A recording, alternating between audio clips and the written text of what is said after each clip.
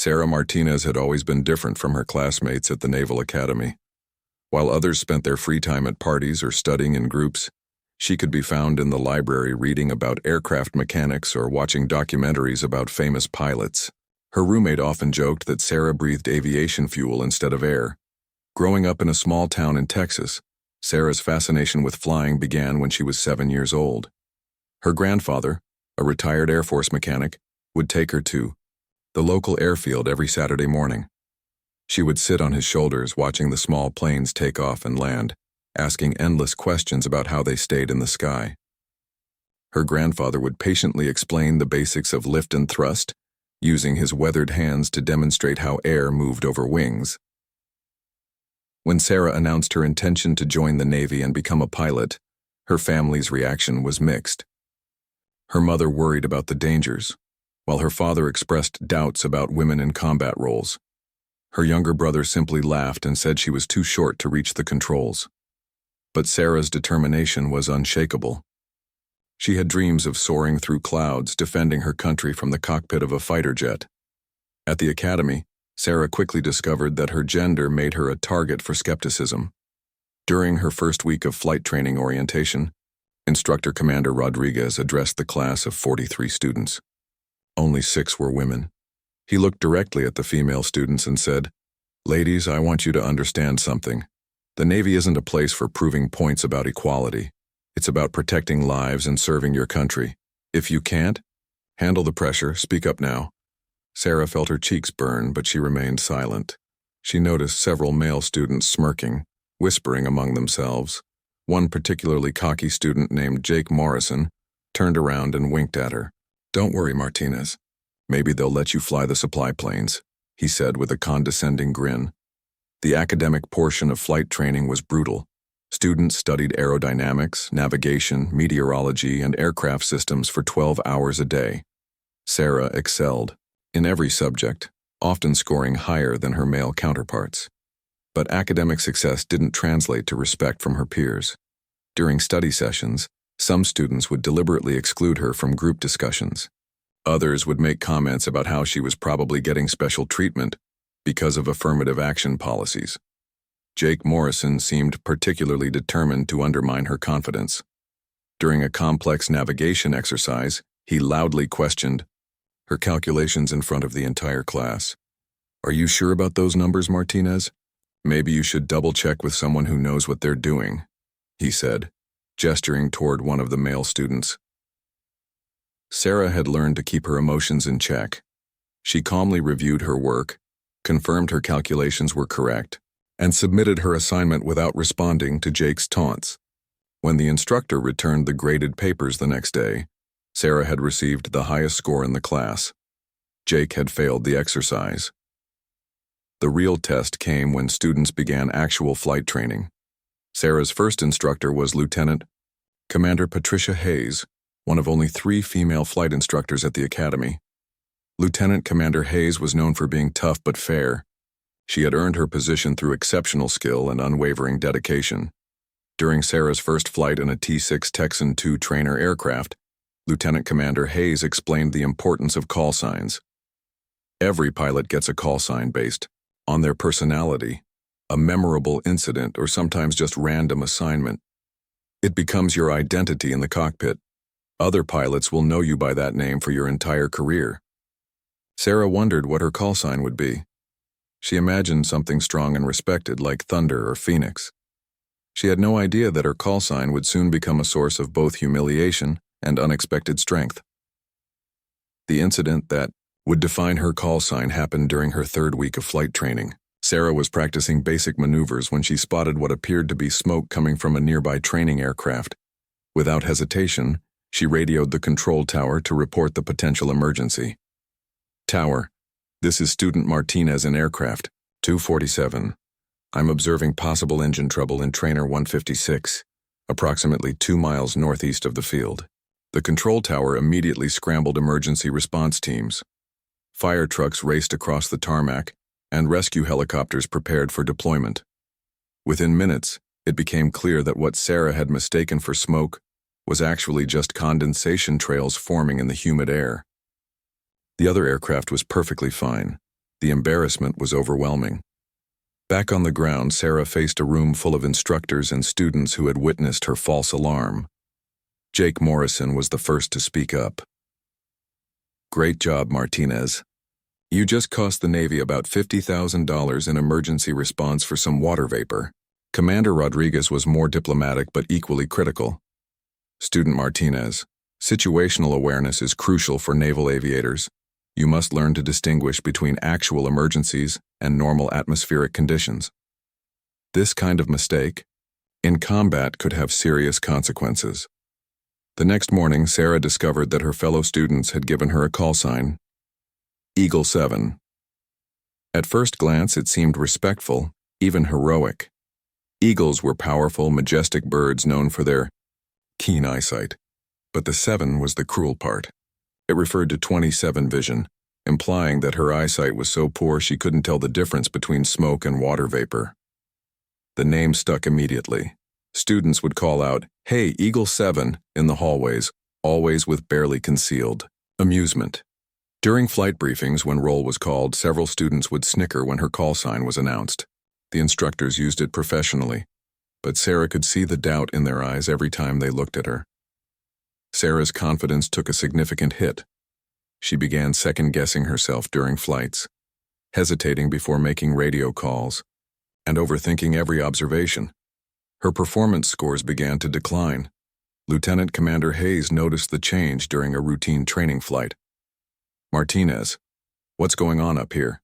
You're flying like you're afraid of your own shadow," she said through the intercom. Sarah struggled to find the words to explain how the constant mockery was affecting her concentration. She had worked so hard to get to this point, and now it felt like everything was slipping away because of one honest mistake. The weeks following the call sign incident were the most challenging of Sarah's military career. Every morning brought new reminders of her perceived failure. Students would make exaggerated gestures of wiping their eyes when they saw her, pretending to clean imaginary glasses. The dining hall became a minefield of whispered comments and stifled laughter. Jake Morrison had elevated his harassment to an art form. During a meteorology class, when the instructor discussed different types of clouds, Jake raised his hand and said, "Sir, maybe Eagle-7 could help us identify which clouds produce smoke and which ones don't." The class erupted in laughter, and Sarah felt her face burn with embarrassment. Lieutenant Commander Hayes called Sarah into her office after observing a particularly poor performance during formation flying exercises. Sarah had been so focused on avoiding another mistake that she had overcorrected every movement, making her aircraft wobble unsteadily through the sky. "Martinez, sit down," Lieutenant Commander Hayes said, closing the door behind them. Her office was small but organized, with photos of various aircraft covering the walls.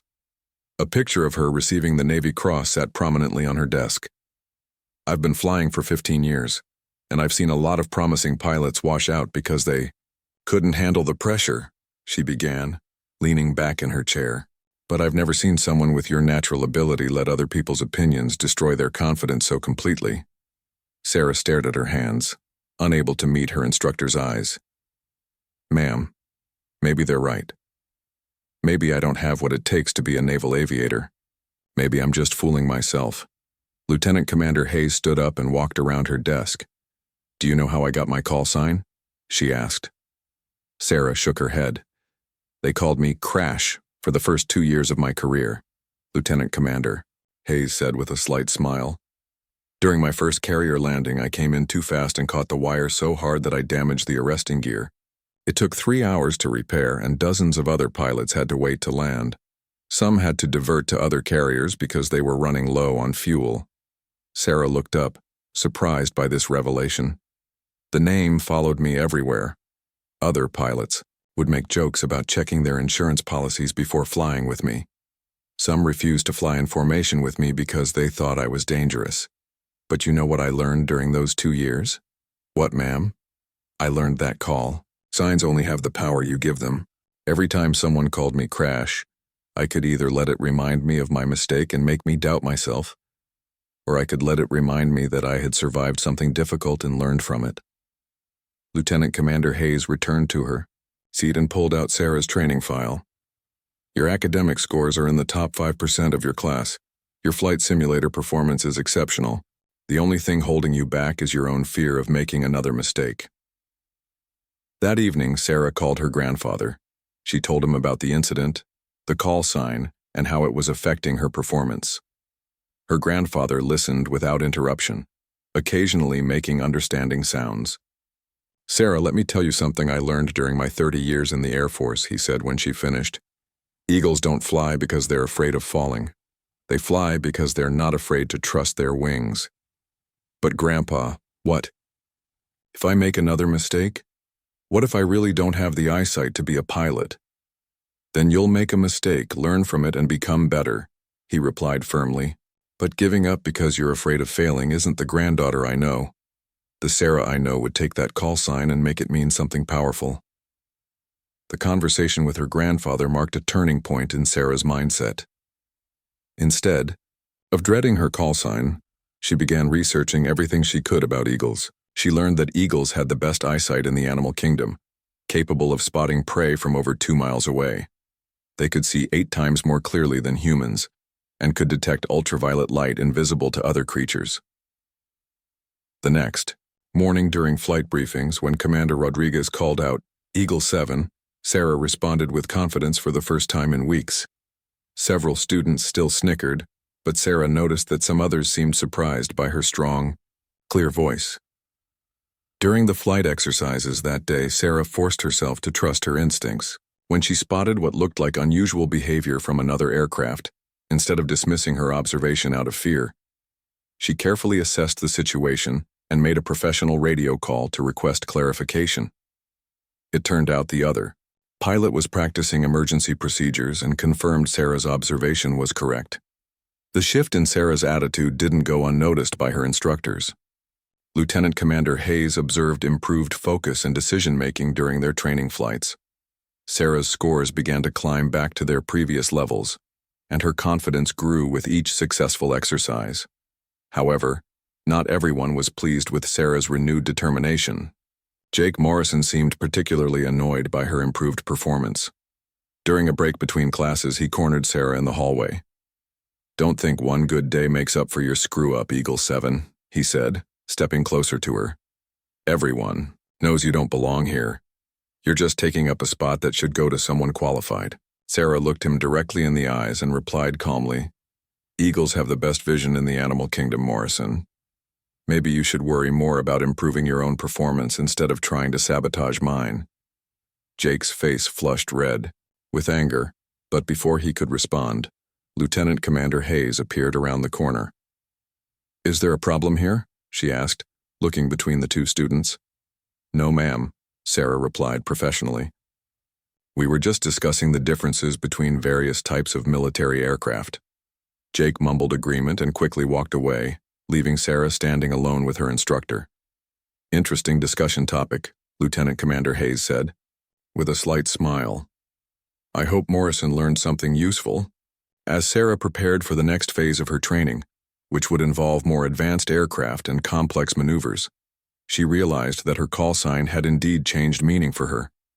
Eagle-7 no longer represented a humiliating mistake.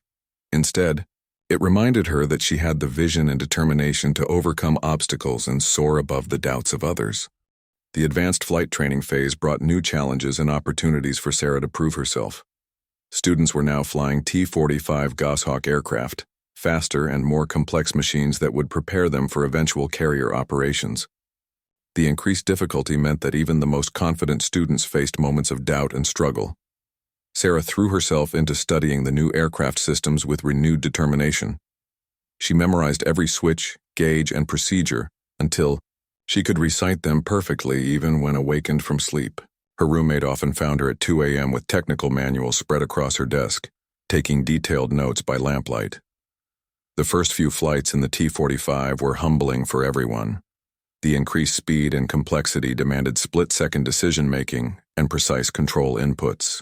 During one particularly challenging navigation exercise, 3 students became disoriented and had to request assistance from their instructors to find their way back to base.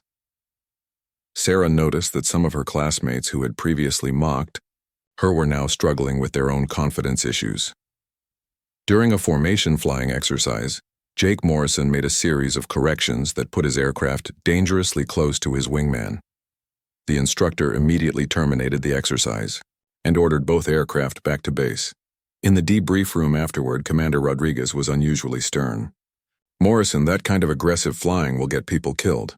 Formation flying requires trust, communication, and respect for your wingman's safety. If you can't demonstrate those qualities, you won't be flying Navy aircraft much longer." Jake's face was pale as he accepted the criticism. For the first time since Sarah had known him, he looked genuinely shaken by his performance.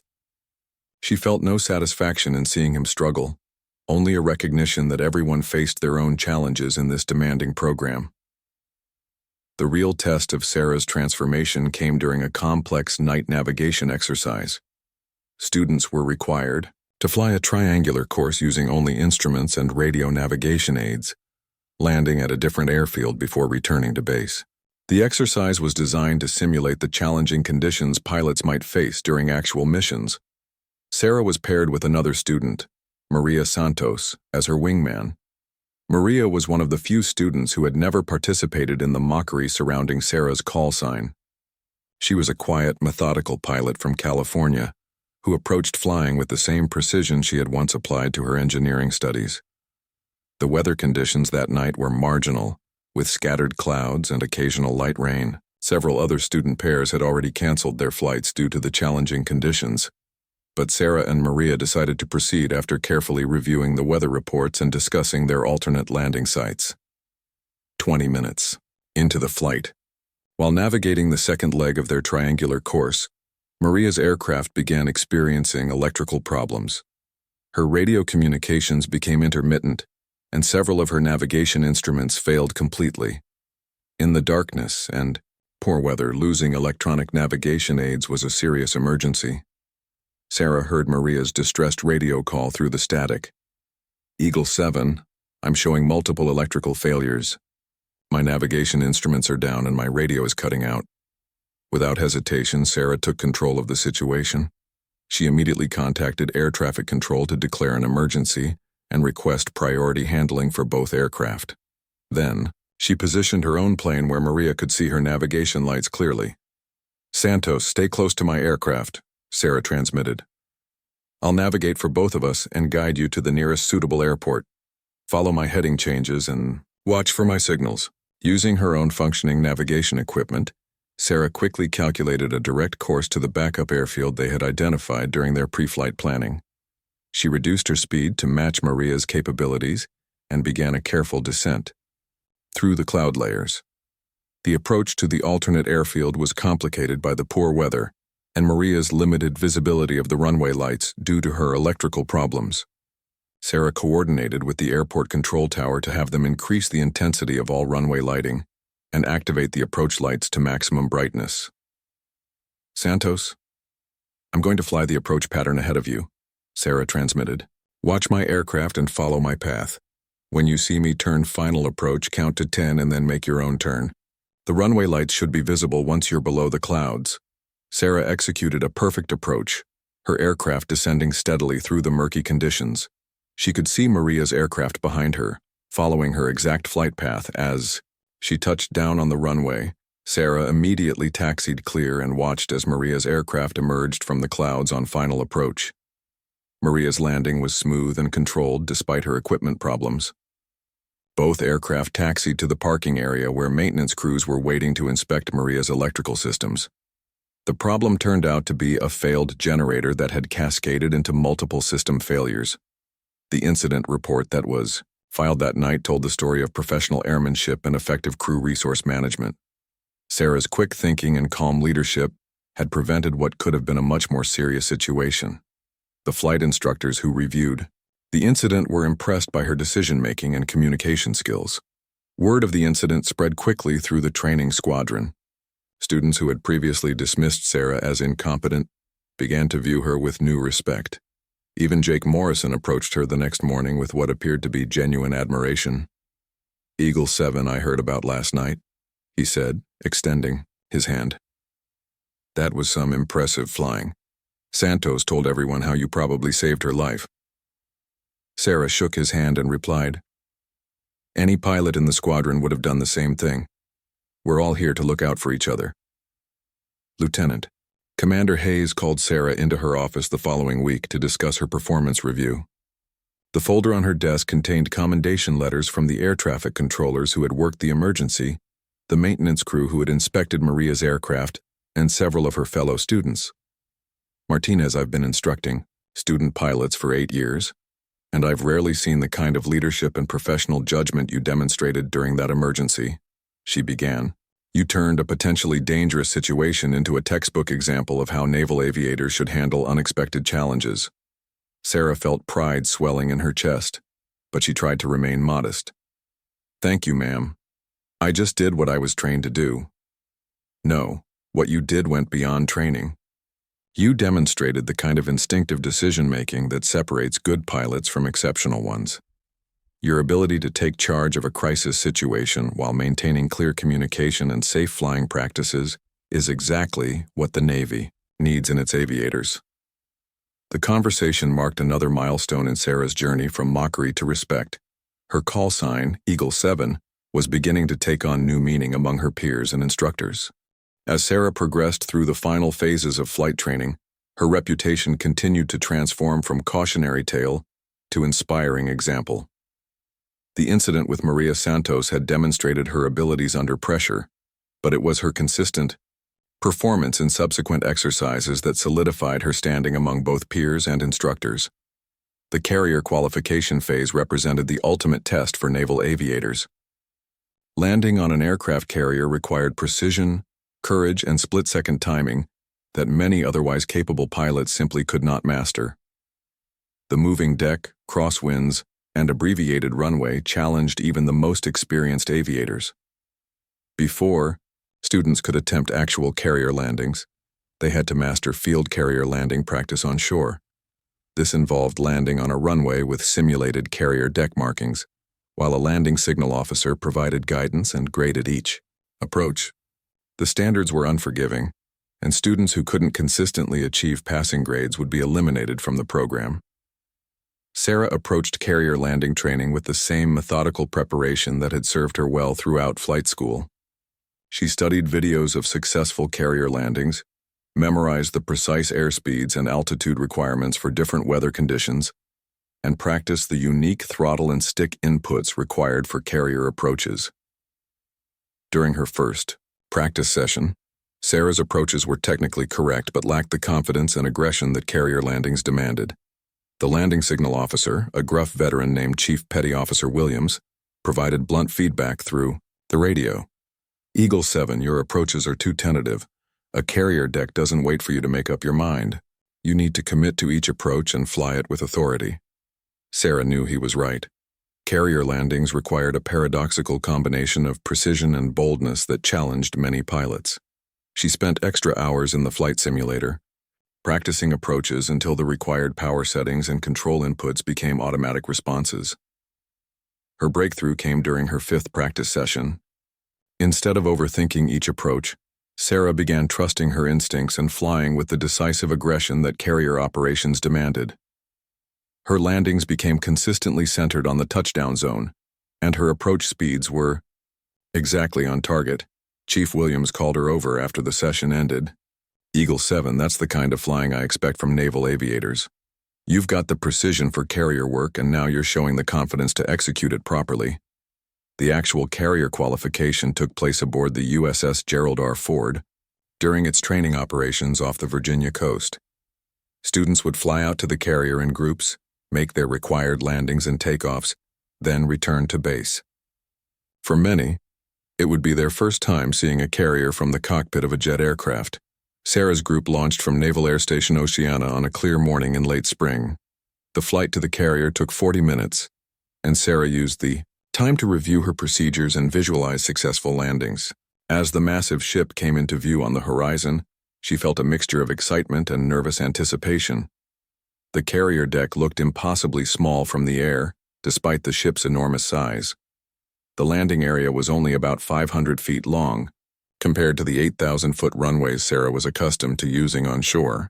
The deck was also moving through the water at 30 knots, creating relative wind across the flight deck that affected aircraft handling. Sarah's first approach felt surreal. Following the landing signal officer's commands, she configured her aircraft for landing and began the descent toward the carrier's angled flight deck. The sight picture was unlike anything she had experienced, with the deck appearing to rise up to meet her aircraft at an alarming rate. Her touchdown was firm but controlled, exactly in the center of the target zone. The arresting wire caught her aircraft's tailhook and brought her to a complete stop in less than 300 feet. The sudden deceleration pressed her forward against her harness, but the sensation was exhilarating rather than frightening. "Eagle-7, nice trap," came the call from the air boss in the ship's tower. "Taxi forward and prepare for launch." The catapult launch was equally dramatic. Sarah's aircraft was positioned on the forward catapult, where steam-powered machinery would accelerate her from 0 to 150 miles per hour in less than 3 seconds.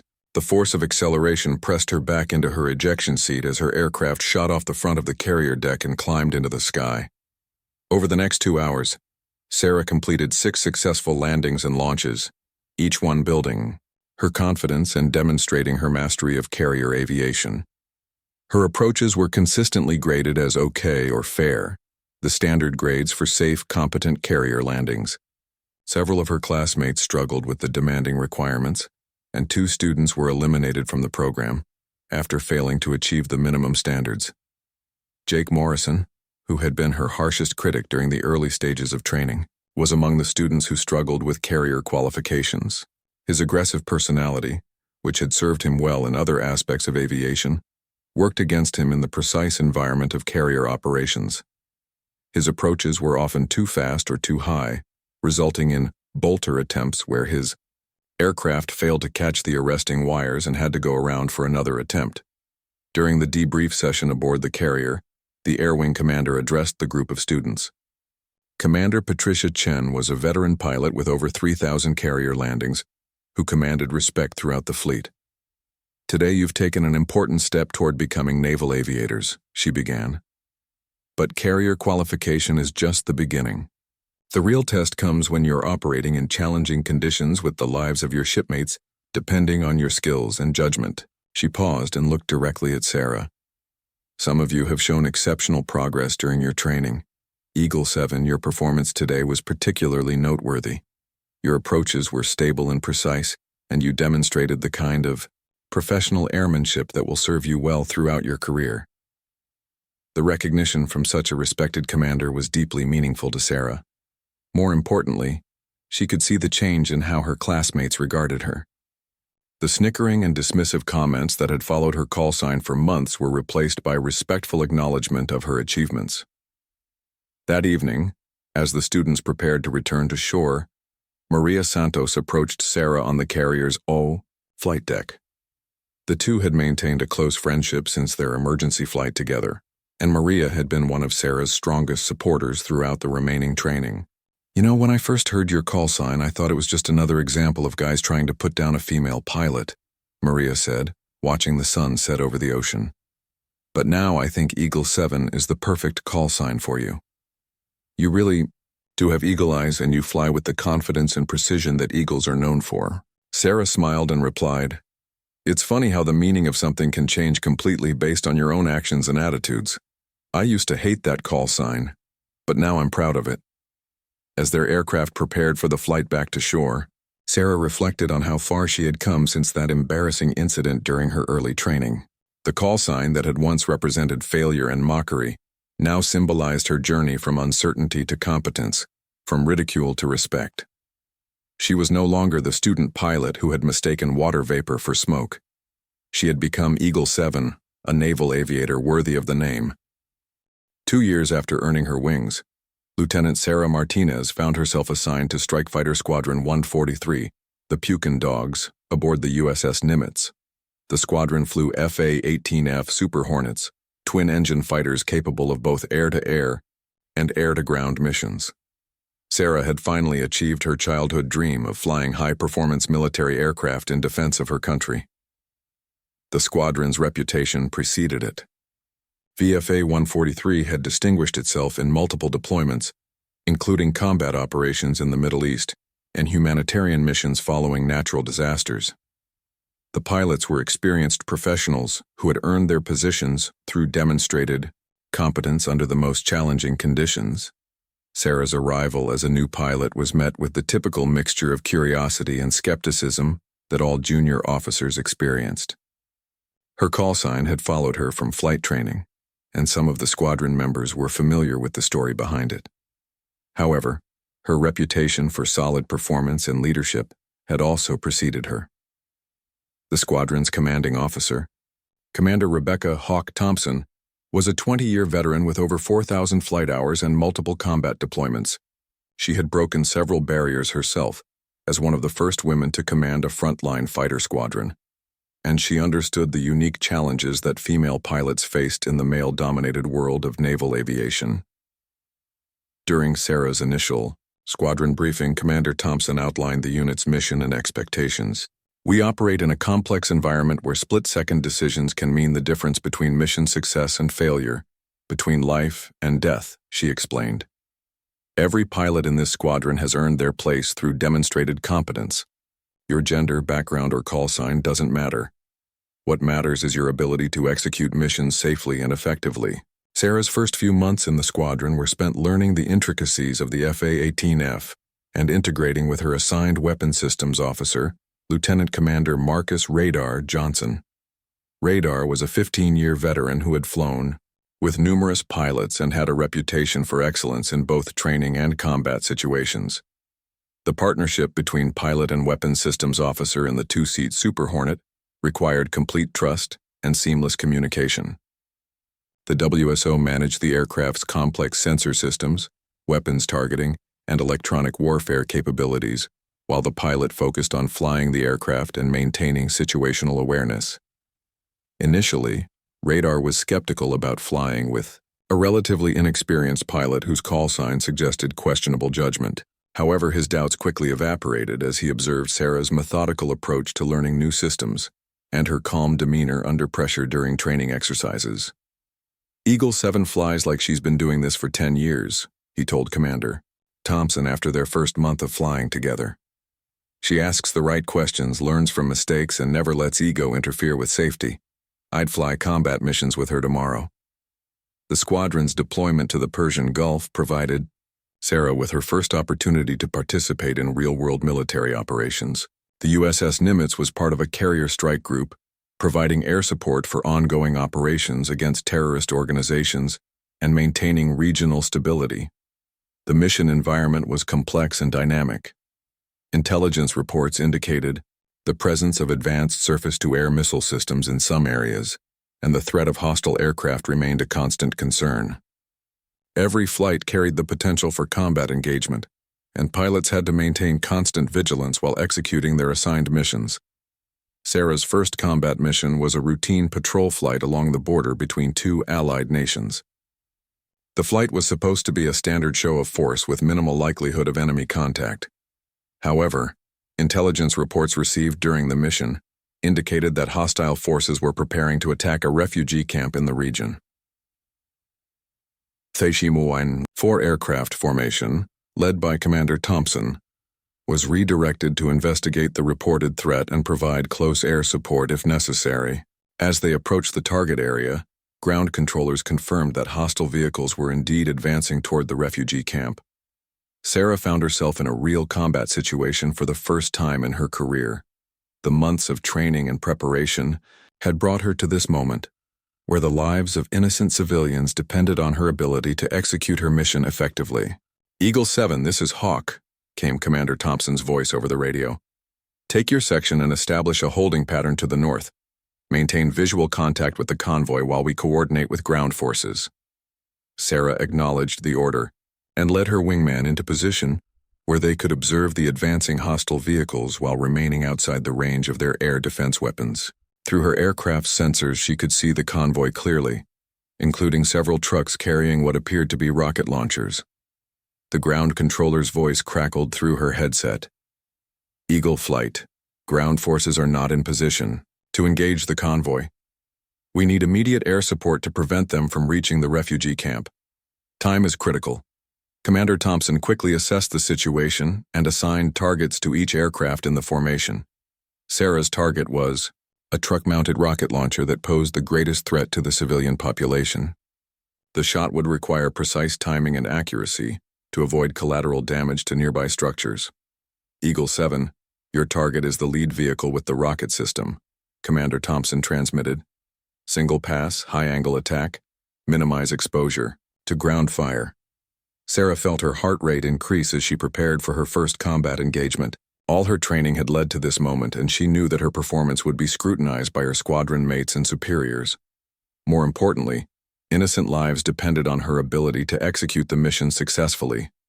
She rolled her aircraft into a steep dive, aligning the target in her heads-up display while radar confirmed the weapon system was properly configured. The truck appeared to grow larger in her field of view as she descended toward the attack altitude. Target locked, weapon armed. Radar announced calmly through the intercom. Sarah pressed the weapon release button at the precise moment her training had taught her, then immediately pulled her aircraft into a climbing turn to avoid ground fire. Behind her, she could see the explosion as her precision-guided munition found its target, destroying the rocket launcher and preventing it from being used against the refugee camp. "Good hit, Eagle-7," came the confirmation from both her wingman and the ground controller. "Target destroyed, threat neutralized." The mission was completed successfully, with all hostile vehicles either destroyed or forced to retreat. The refugee camp remained safe, and no civilian casualties occurred during the engagement. For Sarah, it marked her transition from training pilot to combat-tested naval aviator. During the post-mission debrief, Commander Thompson praised the entire flight for their professional execution under pressure. When she reached Sarah's performance, her comments were particularly noteworthy. Eagle-7's attack on the primary target was textbook perfect. Precise timing, accurate delivery, and immediate egress to avoid defensive fire. This is exactly the kind of performance we expect from naval aviators in combat situations. 4 years later, Lieutenant Commander Sarah Eagle-7 Martinez stood in the briefing room of Strike Fighter Squadron 143, facing a new group of junior pilots who had just joined the squadron. As the squadron's newest department head, she was responsible for training and mentoring the next generation of naval aviators. The irony of her situation was not lost on her.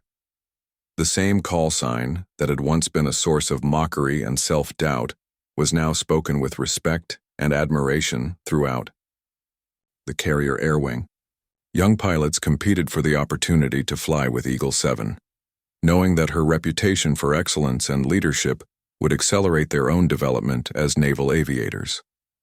Among the new arrivals was Ensign Jennifer "Rookie" Walsh, a recent flight school graduate who reminded Sarah of herself during those challenging early days.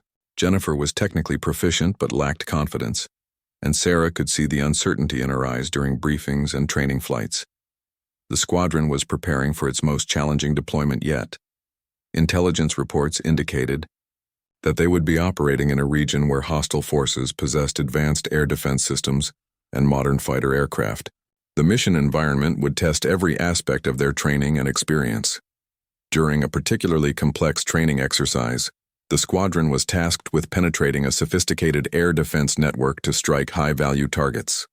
The exercise was designed to replicate the exact conditions they would face during actual combat operations, complete with electronic jamming, surface-to-air missile threats, and enemy fighter aircraft. Sarah was leading a 4-aircraft formation that included Ensign Walsh as her wingman. The mission required precise timing and coordination to suppress enemy air defenses while maintaining formation integrity through multiple threat environments. Any mistake could result in mission failure or simulated aircraft losses. As they approached the target area, the exercise controllers began activating simulated threats. Radar warning receivers filled cockpits with urgent tones indicating incoming missiles, while electronic warfare systems attempted to jam navigation and communication equipment. The complexity of the scenario was overwhelming for inexperienced pilots. Ensign Walsh's voice came through the radio with obvious stress. "Eagle-7, I'm showing multiple threats. My systems are being jammed and I'm losing situational awareness." Sarah immediately recognized the signs of task saturation that could lead to dangerous mistakes. She had experienced similar moments during her own training and knew how to help Jennifer work through the confusion. "Rookie, focus on your basic flying and stay with me," Sarah transmitted calmly. "I'll handle the threat assessment for both of us. Maintain formation and follow my lead." Using her experience and advanced systems knowledge, Sarah quickly prioritized the multiple threats and developed a plan to navigate through the defenses while keeping her wingman safe. She provided clear, concise instructions that allowed Jennifer to focus on the fundamental skills of flying, while Sarah managed the tactical complexity. "Rookie, in 30 seconds we're going to execute a defensive turn to the left. Stay in close formation and watch for my signal. Don't worry about the threat warnings, just follow my aircraft." The maneuver was executed perfectly, with both aircraft evading the simulated missile threats while maintaining their attack profile toward the target. Sarah's guidance and Jennifer's trust in her leadership resulted in a successful strike against the primary target. During the post-exercise debrief, the training officers praised the formation's performance under extremely challenging conditions. The exercise director specifically mentioned Sarah's leadership and mentorship of her wingman as exemplary behavior for department heads. Later that evening, Jennifer approached Sarah in the squadron ready room where pilots gathered to plan missions and socialize after flying. The young ensign's expression showed both gratitude and admiration. "Ma'am, I wanted to thank you for today," Jennifer began nervously. "When those threat warnings started going off, I completely lost track of what was happening. I was ready to call for help and abort the mission." Sarah smiled and gestured for Jennifer to sit down beside her. "That's exactly what good wingmen should do when they're overwhelmed. Asking for help isn't a sign of weakness, it's a sign of professional judgment." "But how did you stay so calm with all those threats going off?" Jennifer asked. "I felt like my brain was going to explode from all the information." "Experience and practice," Sarah replied, "but also something else that took me a long time to learn. When I was a student pilot, I made a mistake that earned me a call sign I was embarrassed about for years. I let other people's opinions affect "My confidence and almost cost me my wings." Jennifer looked surprised. "But Eagle-7 is such a respected call sign. Everyone talks about how you have the best situational awareness in the air wing." Sarah laughed softly. "That wasn't always the case. My call sign came from mistaking water vapor for engine smoke during a training flight. For months, other students and even some instructors questioned whether I had the vision and judgment to be a naval aviator." "What changed?" Jennifer asked, genuinely curious about how someone could overcome such a setback. "I learned that call signs, like reputations, only mean what you make them mean," Sarah explained. "Instead of letting Eagle-7 remind me of my mistake, I decided to make it represent the standards I wanted to achieve. Eagles really do have the best vision in the animal kingdom, and I was determined to develop the same level of awareness and precision." The conversation was interrupted by an urgent announcement over the ship's communication system. All pilots were ordered to report to the briefing room immediately for an emergency mission assignment. The relaxed atmosphere of the ready room instantly transformed into focused preparation for potential combat operations. Commander Thompson stood at the front of the briefing room with a serious expression that indicated the gravity of the situation.